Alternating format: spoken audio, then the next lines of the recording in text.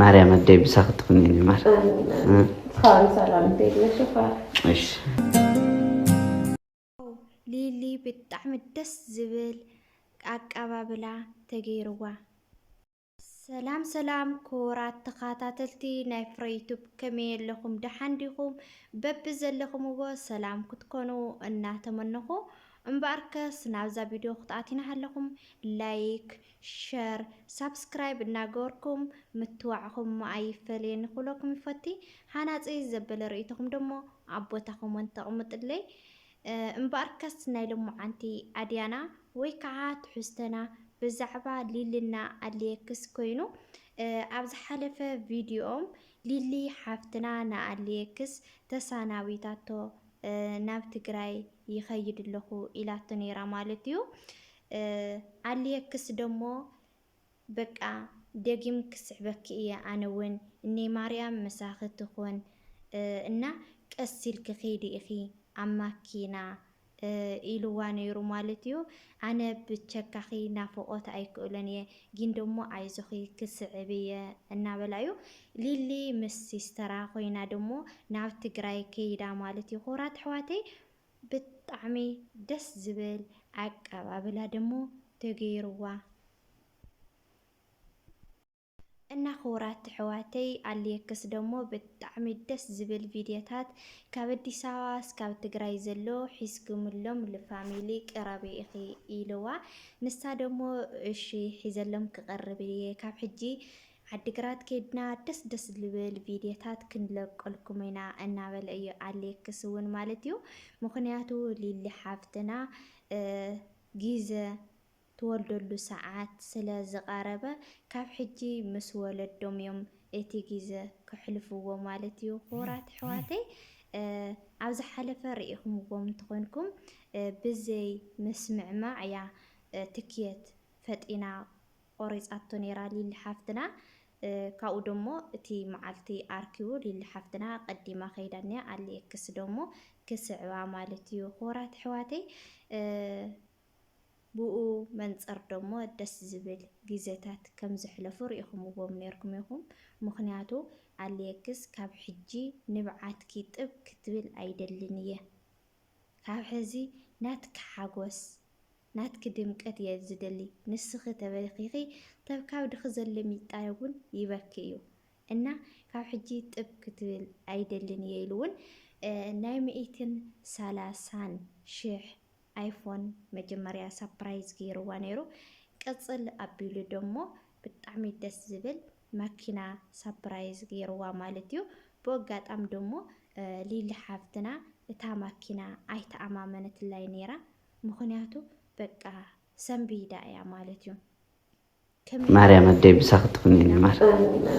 خالص سلام تيجي شوفها እሺ ትብልኒ ዝነበርኪ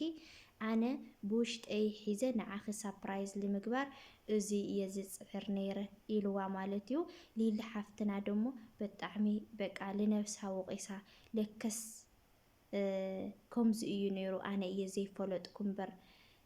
እያ ኢላቶ ማለት እዩ። ሓብ ዝሓለፈ ደሞ ርኢኹምዎ ትኾንኩም ቀልጢፊኻ ደጊም 2 መዓልቲ 3 መዓልቲ ይሂበካ ኒኹም እምበር ቀልጢፍካ መፃኢኻ ናብ ትግራይ ኢላቶ ኣልየክስ ደሞ ጨለሺ ምስቲ ናይ ወዲ ሓላፍነት ናብ ሓላፍነት ስለ ዘለኒ እምበር ክመፅእ እየ ኣይደንጉን ኢልዋ ማለት እዩ። ክቡራት ኣሕዋተይ እና እግዚኣብሄር ኣምላኽ ካብ ናዚኦም ፍቕሪ ይዓድለና እየ ክብል ዝኽእል እና ተጋሩ ደሞ ኣሰርናታቶም ተኸተሉ ምክንያቱ ኣብ ሂወት ፈተና ኣሎ እዩ። እቲ ፈተና ከመይ ኢልካ ትሓልፎ ትዕግስቲ ይሓትት እዩ እና እዞም ቆልዑ እዚኦምለ ርኢኹምዎ እንትኾንኩም ካብ ህፃውንቶም እቲ ፍቕሪ ካብ ህፃውንቶም ዝበቆለ ፍቕሪ ደሞ ላብ ወለዲ ወፂሖም ላብ መርዓይ ደርዓይ ወፂሖም ሕጂ ደሞ ላብ ውላድ ምሕቋፍ ወፂሖም ማለት እዩ። ስለዚ ክቡራት ቤተሰብ ንፋቐር ይኽብል ዝኽእል ማለት እዩ። እቲ ፈተናታት ዝገጥመና ደሞ ብትዕግስቲ ክንሓልፎ ኣለና ማለት እዩ። እና ክቡራት ኣሕዋተይ ኣልየክስና ሊሊ ደሞ እግዚኣብሄር ኣምላኽ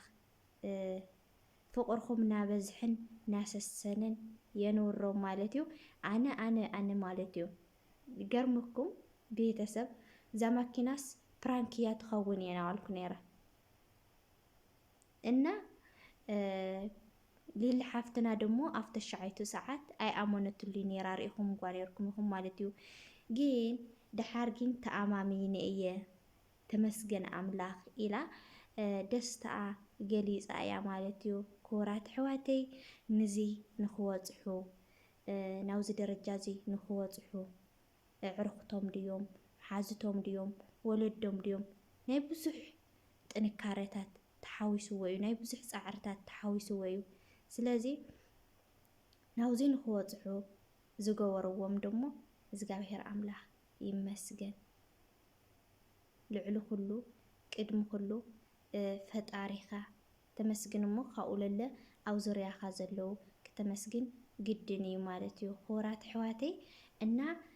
ናይዞም ቆልዑ እዚኦም ኣነ ብጣዕሚ እዩ ደስ ይብለኒ ማለት እዩ ንስኹም ደሞ ደስ ይልኩም ክኾኑ በዓልቲ ምልእቲ ተስፋ እየ እና ሕጂ ደሞ ሊሊ ሓፍትና ብሰላም የጋላግልኪ ናበልኩ እየ ምክንያቱ ኣብዚ ሕዚ ሰዓት ሊሊ ገዲፋቱና ኣሌክስ ምኸዲኣ ምክንያት ኩለና ንፈልጥ ኢና ሰዓት መውለዲኣ ሰዓት ስለ ዝኣክል ዘሎ ዓዲግራት ምስ ወለዳ ምስ ሓማታ ኮይና ፅቡቅ ግዜ ክትሕልፍ ኢላ እያ ትኸይድ ዘላ ማለት እዩ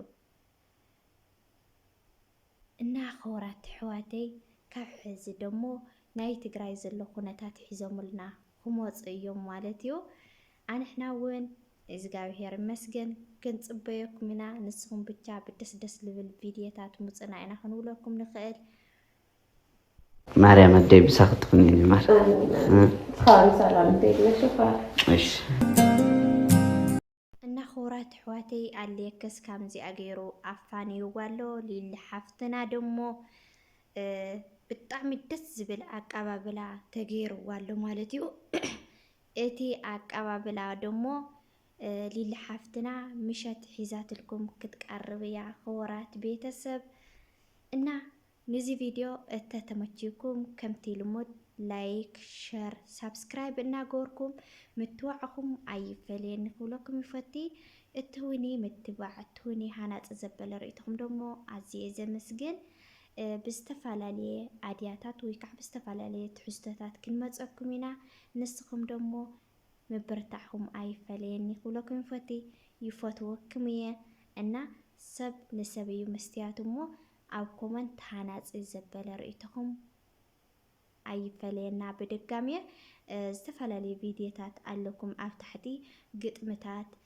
ዜማታት መዝምራት ኣለኩም ዝደለኹም ኣብ ታሕቲ ከይድኩም ክትግብንይዎ ትኽእሉ ኢኹም ቻናልና ክንብለኩም ይፈቲ ሰናይ ቅንያት